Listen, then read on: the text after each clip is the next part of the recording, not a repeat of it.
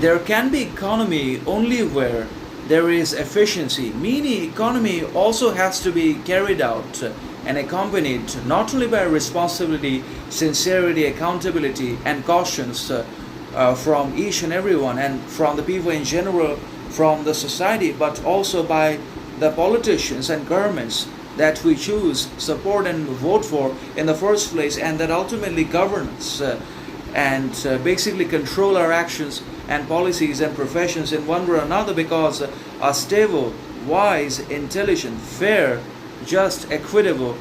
and free economy can only be built upon obviously principles, virtues, and values that have meaning, significance, authenticity, morality, sovereignty about themselves, and also an economy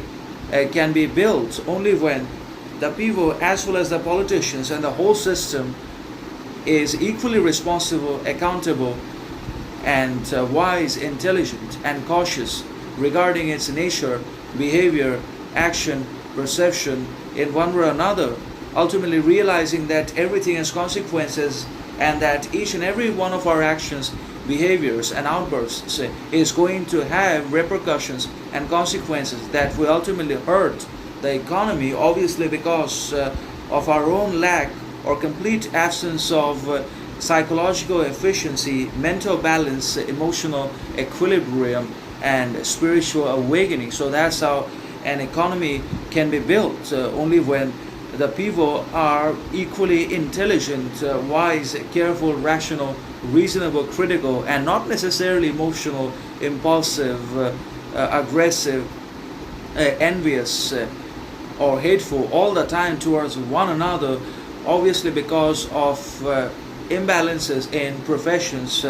income, earning, achievement, possession, wealth, etc. The list just goes on, because society ultimately is a representation of disequilibrium, inequality, injustice, not only in the political side but also on an individual level, because what we have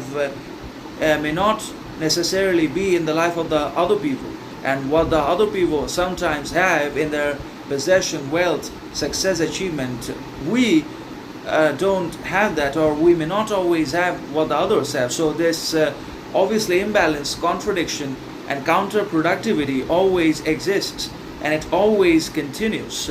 in all societies around the world, obviously because it's a society